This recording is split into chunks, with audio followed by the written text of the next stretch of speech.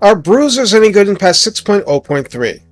One of the biggest things missing from Ogre Kingdoms was the Bruiser, exactly what he sounds like, a melee hero for a faction with amazing generic lords, but nothing to match for heroes. Until now. So, does he live up to his intimidating name? Can he beat up Gnoblars for lunch money? I'm pretty sure he can. Let's take a closer look. Recruited for a nominal 900 gold and therefore 225 upkeep. On Ultra he enters at 6,216 hit points with 100 armor and a shield that purports to block a mere 10% of missile fire from the frontal arc. Missile resistance is 15% as default. Leadership 70, speed 54, charge speed 88, nothing exceptional here. Melee attack begins at a healthy 55, attack interval of 4, splash target size medium, and under the new system his max targets damaged is 4. Melee defense of 38 isn't so terrible. Weapon strength 400 is entirely decent, split between base 120 and armor piercing 280, so he's hard hitting and makes sport of armor. He has a bonus versus infantry of 10, which is fairly mild. Charge bonus 50 and mass is 2300. Besides hide in forest and causes fear and ogre charge, this unit does, I repeat, does have the wall breaker trait and counts as a siege attacker for turn 1 siege attacks. I almost forgot to check for this, but you guys told me about the Bruiser having a stance. And here it is, the belly stance. 3 seconds to brace, and then all allies in a 55-meter radius have expert charge defense and charge reflection if they are, of course, themselves braced. Yeah, that's a serious gut punch to all enemy charging troops using the gut. Expert charge defense means that even black orcs with great weapons won't get their charge bonus. Well, they're still really dangerous, just so you know.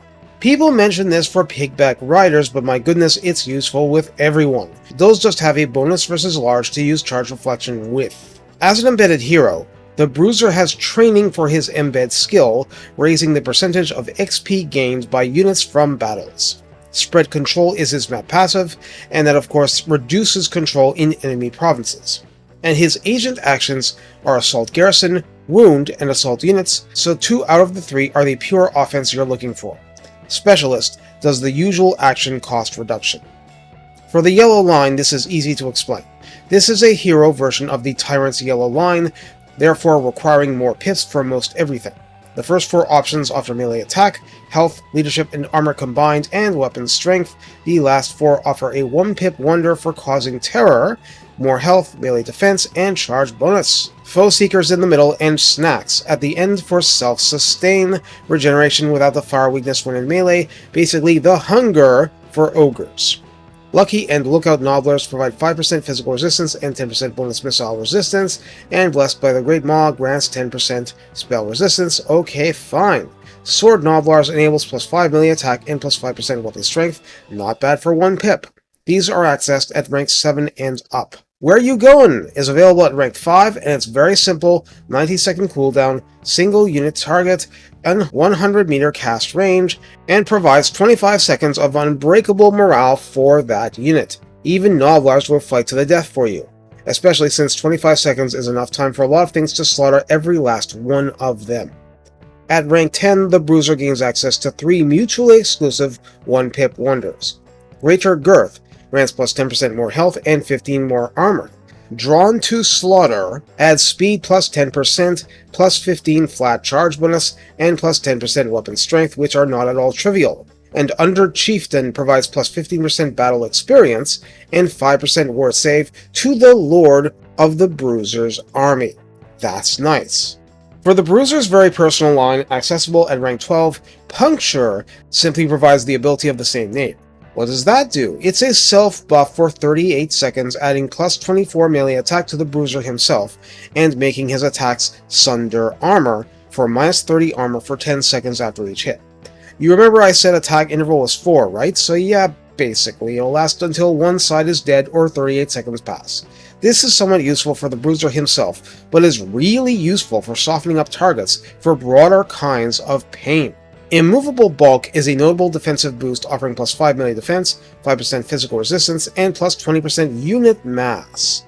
Tyrant's Fist adds 10% to the training embed passive XP gain for the army's units, gives a 10% better chance to wound opponents, and gives action cost minus 20%. It's nice to have a boost that affects being in the army and also outside the army. Brutish Thug adds plus 35 armor piercing to the Bruiser's own melee hits, and plus 10 bonus versus infantry, making him even better at clearing out trash.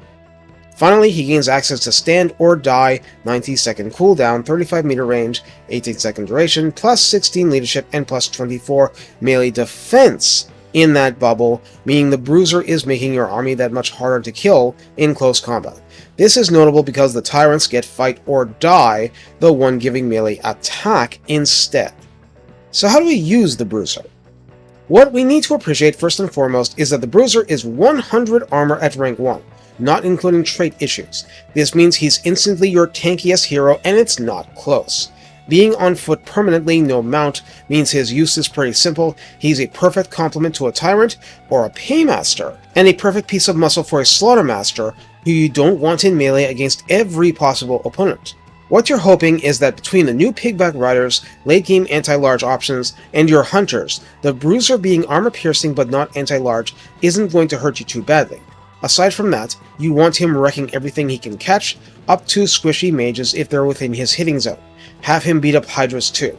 He's there to beat things to death, so employ him as such. The rest is just a matter of individual flavor.